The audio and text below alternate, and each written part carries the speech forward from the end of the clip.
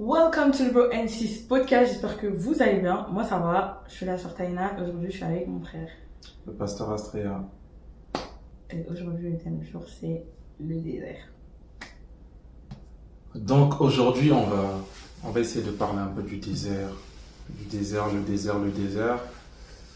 Le désert, ça évoque beaucoup de choses. Le désert, parce que c'est comme le désert qu'on connaît, le désert du Sahara, un endroit sans eau, le désert, un endroit peut-être sans vie, un moment où on se sent sans vie, un moment où on a l'impression que tout secours est loin de nous. Genre en plein milieu de désert, tu ne vois même pas le bout du désert. Tu regardes autour de toi, tu ne fais que voir des dunes de sable, des collines de sable. Tu as l'impression que tu ne vas jamais sortir de cette phase. Ouais. Exactement. Et on va parler un peu du vécu de chacun, en espérant que ça soit une partie de nos vies qui vous concerne aussi, ou peut-être que vous avez passé quelque chose de similaire. Peut-être qu'un jour vous y arriverez. J'espère pas, mais si ça arrive, que vous puissiez au moins penser peut-être aussi à cette vidéo. Est-ce que pour toi, dans ta vie, quand tu te vois, tu peux facilement te rendre compte qu'il y a des moments où tu as vraiment été dans un désert? Oui. Est-ce que tu peux nous en parler un peu plus? Je pense ça va être un peu longtemps quand même, mais en fait je pense que cette phase elle arrive progressivement, genre t'arrives à un stade où genre il y a plein de choses qui se mélangent, j'ai l'impression que tout autour de toi il n'y a pas de sens, genre. Et comme t'as dit, tu vois que des dunes de sable en fait, et en fait t'as beau réfléchir à une solution pour sortir de cette phase, t'as l'impression qu'il n'y a pas de solution, t'as l'impression qu'il n'y a pas d'issue, que t'as l'impression que Dieu ne te parle pas, entre grandes guillemets. Et t'es en grande phase de doute aussi. Tu te poses plein de questions, mais comme t'es dans cette phase de j'arrive même pas à répondre à plein d'autres aspects, entre grandes guillemets, de la vie, que tu as l'impression que Dieu ne te parle pas, que tu n'entends pas. Alors, nuance, c'est une différence entre ce que je sais qu'en ce moment il y a plein d'autres épisodes, on n'entend pas la voix de Dieu et tout. Je pense qu'il y a être attentive et écouter pour pouvoir entendre la voix de Dieu et être dans le désert, genre. Et je pense que aussi le désert c'est peut-être aussi le Seigneur qui te met dedans, genre pour que je sais pas, pour voir quelque chose en fait, pour ressortir quelque chose de toi après cette période. Et pour en avoir vécu un, genre je pense que quand on sort de cette période on se dit plus jamais, genre plus jamais je vais être dans ce mood, de cette pensée là, dans ce truc, puisque je pense que est-ce que ça dépend de nous quand tu dis je pense pas en fait, non justement je pense pas que ça dépend de nous, parce que pour le coup quand mon désert qui date, quand j'y suis sortie, j'étais en mode wow, j'étais où? Et je pense que dans cette période là aussi on crie beaucoup à Dieu, hein.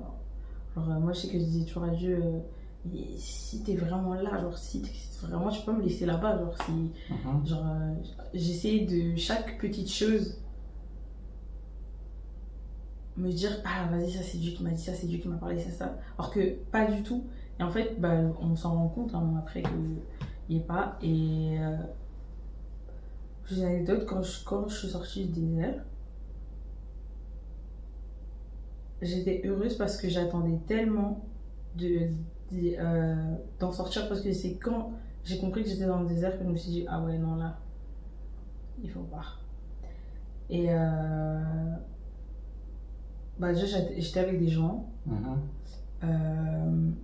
et j'avoue je m'attendais aussi à Dieu. Je me suis dit bon là j'ai fait ça, je vois toujours pas la face de Dieu, je comprends pas pourquoi j'ai aucune communication, voilà. Mais là, si je vais là-bas, on sera plusieurs, on va tous prier l'Éternel, il y aura la joie, il y aura le fait qu'on soit en foule ou quoi.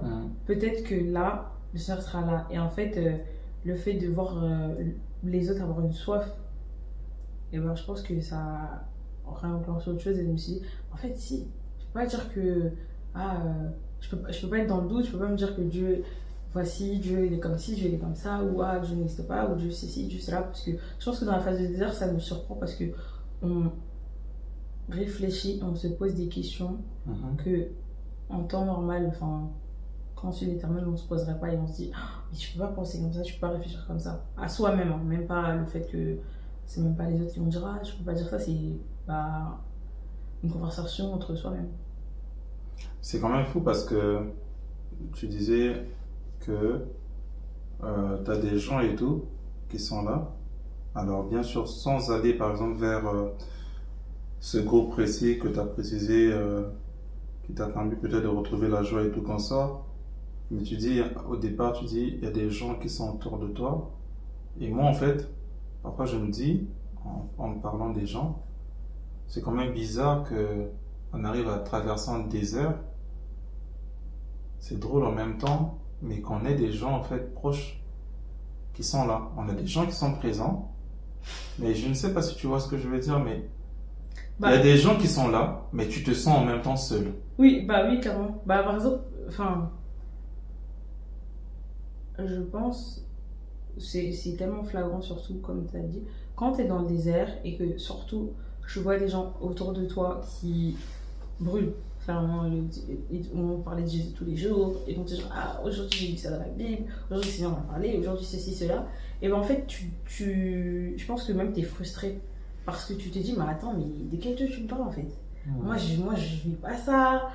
Et c'est pour ça que je dis, je nuance toujours, hein, parce que on sait très bien, il y a la frustration de je suis pas encore à cette étape, et vraiment je suis dans le désert, parce que c'est vraiment totalement autre chose.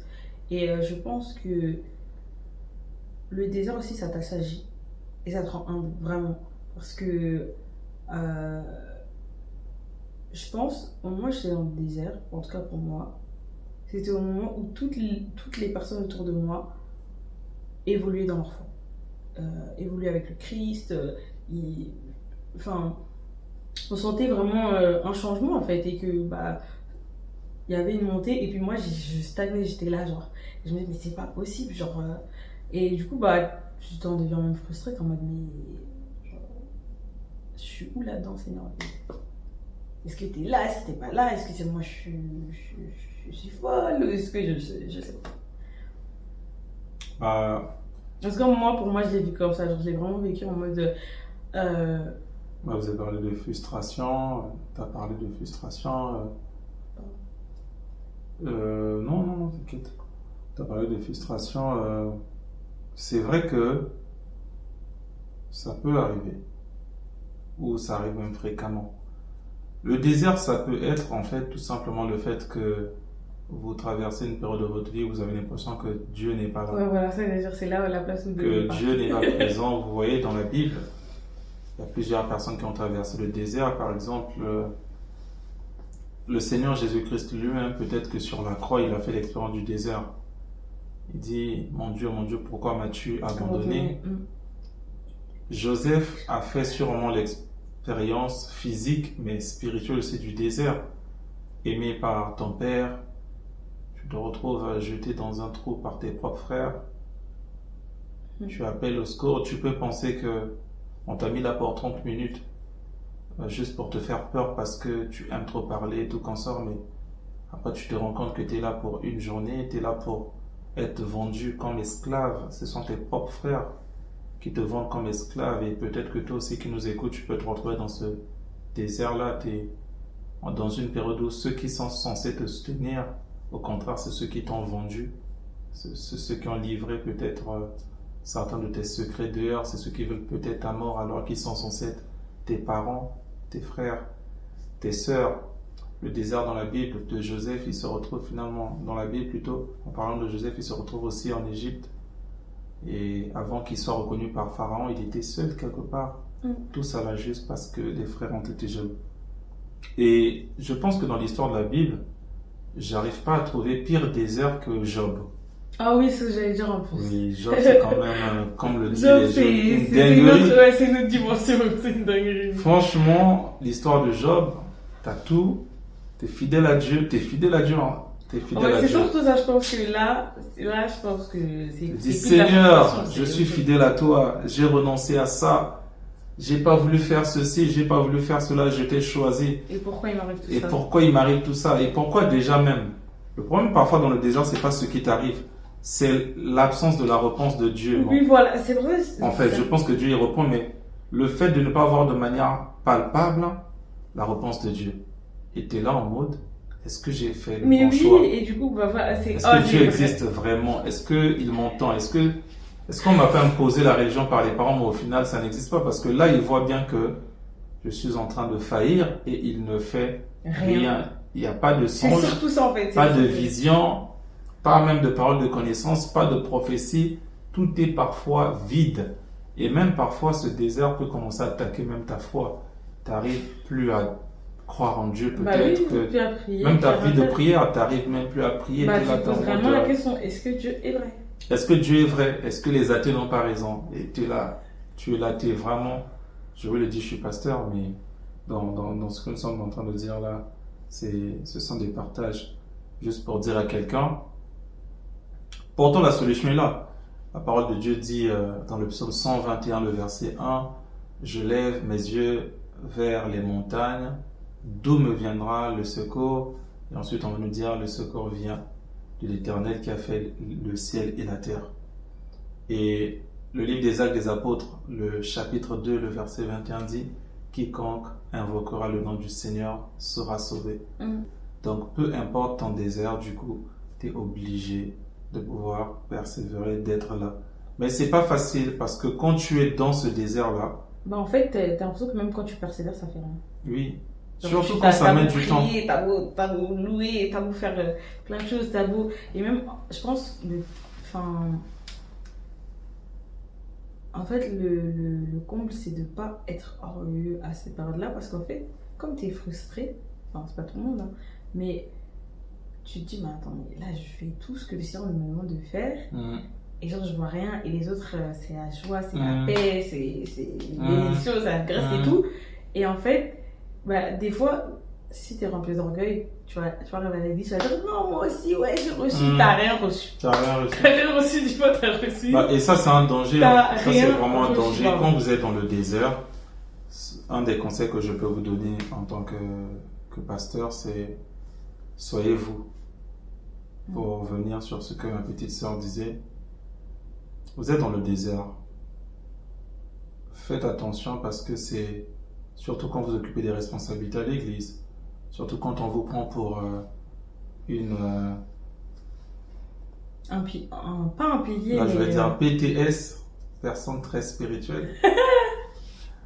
Faites attention parce que tu arrives là en fait pendant le désert spirituel, parfois tu étais quelqu'un, tu faisais 10 rêves chaque nuit. Pendant le désert spirituel, tu fais aucun rêve. Ouais. Sauf que tu arrives dans un milieu où tu as des amis prophètes, tu as des amis ceci, tu as des amis cela, et tu peux tomber dans le mensonge. Ah oui, je pense que j'ai rêvé ceci. Juste pour qu'on sente que tu vibres toujours, que tu es toujours là, que tu es toujours présent. Enfin, le terme vibration ne correspond pas. Et en plus, oui, ça correspond pas, mais ce que tu as dit, c'est important, je reviens dessus, c'est que faut pas se dire, ah, je suis dans un désert, ça c'est global, je suis dans un désert, je suis dans une baisse de foi, en ce moment avec le certain pas, de rester dans son coin et faire semblant que ça va s'il faut. Genre, Oui. parce que déjà, oubliez pas que il y a des nouveaux convertis qui vont venir, et il y a des gens aussi qui peuvent tomber ou peu importe, et qui vont se dire, mais en fait, l'avant-Christ c'est parfait, on n'est jamais parfait, c'est Christ qui nous rend parfait. Et en fait, ben du coup, tu te donnes une fausse image parce que demain, on est censé déjà, c'est un s'enseigner mensonge, ensemble, voilà. c'est de l'hypocrisie.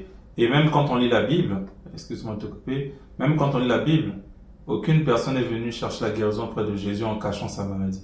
Toutes les personnes qui viennent à Jésus, ils disent vraiment ce qu'ils ont. Ma fille est morte, ma fille est malade, mon serviteur est malade, je suis ceci, je suis cela, ainsi de suite.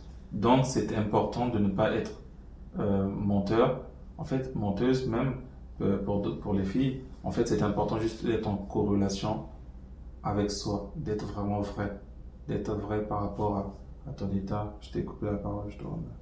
Non, mais vraiment, c'est ça, parce que tu sais pas qui est en face de toi. Mhm. Peut-être, toi, tu vas dire, ah non, moi, en ce moment, c'est pas trop ça. En face de toi, la personne, elle vit la même chose, mais elle va pas forcément dire, ou parce que c'est pas quelqu'un qui va forcément parler, mais elle va rentrer chez elle, elle va dire, ah ok, bon, là, ça va pas forcément, mais vas-y. Comme le Seigneur, il me dit si, il me dit telle promesse, c'est l'espoir et tout, et bah vas-y, je continue, je persévère. Or que si tu lui fais croire que non, moi, c'est parfait, moi, j'ai jamais eu ci, j'ai jamais eu ça, bah non. On dit pas que.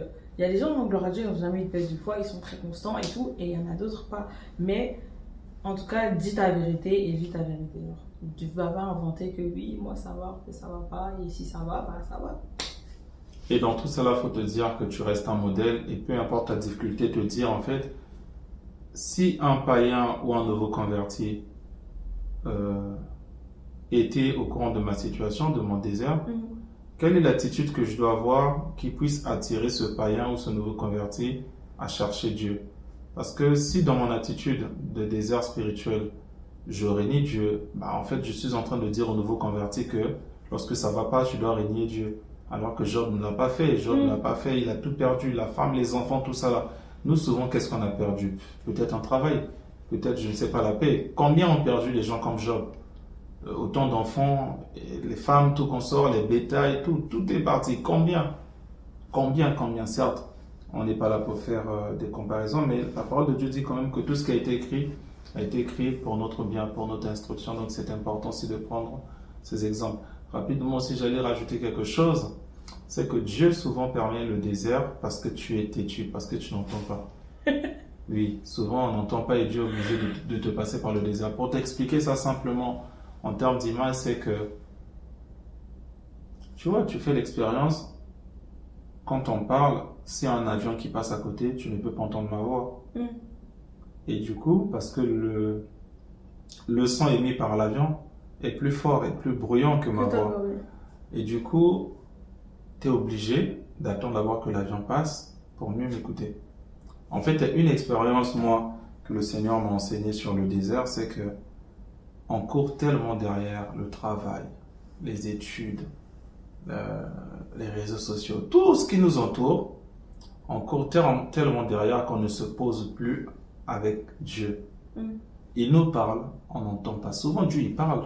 Le problème, c'est nous, on n'arrive pas à entendre, en fait. Et donc, du coup, la manière d'écarter l'avion pour que l'avion ne fasse pas le bruit, l'avion là peut être une distraction. L'avion là peut être ce qui t'entoure. Dieu va éloigner cela de toi. Et du coup, tu auras l'impression du jour au lendemain que ton monde s'écroule, que tu te retrouves vraiment seul. Mais en fait, c'est dans ta solitude que Dieu va construire quelque chose de nouveau. Et c'est pour cela, si tu es fidèle dans la prière pendant le désert, en général, après le désert, tu vas passer à une forte bénédiction. Tu vas voir des belles promesses s'accomplir. C'est pour dire aussi à quelqu'un, le désert n'est pas une fatalité. Prends le désert comme étant un moyen, un moment, un instant pour te ressourcer, pour te reconnecter à toi, pour trouver maintenant le Seigneur. Pourquoi? Parce que le Seigneur, c'est la source. Donc, comme tu es dans un désert, tu as besoin d'une source d'eau. Et comme Jésus-Christ est la source d'eau, tu dois t'attacher, tu dois avoir une foi telle que tu vois le désert et tu dis, malgré le désert que je suis en train de traverser, je continue de te suivre. Voilà, de te suivre. Pourquoi? Parce que je crois en mon Canaan. C'est comme les enfants d'Israël quand ils sont sortis d'Égypte. Malgré qu'ils traversaient le désert, c'était pas facile le désert. Il y avait des serpents, il y avait l'eau qui manquait, il y avait ceci, il y avait des maladies qui sont arrivées. Mais ceux qui étaient fidèles à Dieu, ce sont ceux-là qui ont atteint la terre promise. Ouais. Et ceux qui n'étaient pas fidèles à Dieu, ils se sont arrêtés dans le désert. Tous ceux-là qui se sont révoltés, tous ceux qui se sont révoltés, tous ceux qui ont douté de Dieu, tous ceux qui ont désobéi à Dieu, même les serviteurs, sont morts dans le désert. Et en donc, fait, faut te dire que le désert, c'est genre une phase. Genre, il y a des choses après. Quand tu y es dedans, tu vas dire, mais non, mais ça va jamais finir. Mais ça va finir. Ça va finir, amen. C'est une phase, c'est vraiment une phase, comme a dit la petite sœur. C'est vraiment une phase. Tu ne vas pas vivre ce désert toute ta vie, en fait. Et même ça te fait 1 an, 2 ans, 3 ans. J'aimerais te dire, par rapport à ce qui arrive, c'est rien. Il y a des gens, certes c'est difficile, c'est dur, mais ce que je veux dire, le rien que je veux dire, c'est face à ce qui arrive, garde-toi en haute ambition d'atteindre la terre promise. Oui, amen. Il y a une promesse que Dieu ne t'a peut-être pas révélée. c'est peut-être pas un prophète qui va te le dire. C'est même pas dans un songe. Mais ça doit juste se trouver dans ta foi en Dieu. C'est-à-dire, tu sais que Dieu ne t'a pas créé sur la terre pour t'envoyer sans cesse dans un désert et que c'est une période.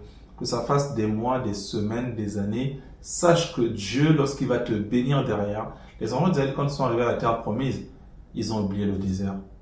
Job, lorsque Dieu a restauré Job, il a donné à Job ce qu'il avait, mais en plus grand encore. Ce que tu perds pendant le désert, ce que tu perds dans le désert, Dieu va te le donner en multipliant, en multipliant. C'est comme ça que Dieu opère dans la Bible. Quand on voit dans la Bible, tous ceux-là qui ont traversé des déserts spirituels, leur récompense a été plus grande. Leur bénédiction était, comme on dit, la gloire de la seconde maison sera plus grande, plus belle que celle de la première maison. Et donc, derrière ce désert, sache que Dieu te bénit. Je ne sais pas, on va faire peut-être un résumé, mais on peut dire que le désert, ça arrive, c'est naturel. Nous avons donné quelques conseils. Essayez d'être soi-même pendant le désert, ne pas être hypocrite. Gardez la foi en Dieu, peu importe ce que tu vois. Garde ta foi en Dieu. Dis-toi que je traverse un désert, mais à ma terre promise qui arrive et que les bénédictions qui viendront après seront plus grandes que voilà. Et comprendre aussi que le désert, c'est souvent aussi un moment par lequel Dieu veut t'isoler du monde, t'isoler de la distraction, t'isoler de tout ce qui prend ton énergie, de tout ce qui épuise ton énergie, toutes les énergies possibles, que ce soit ton énergie spirituelle. À cause des réseaux sociaux, peut-être que tu n'as plus le temps de prier comme il le faut.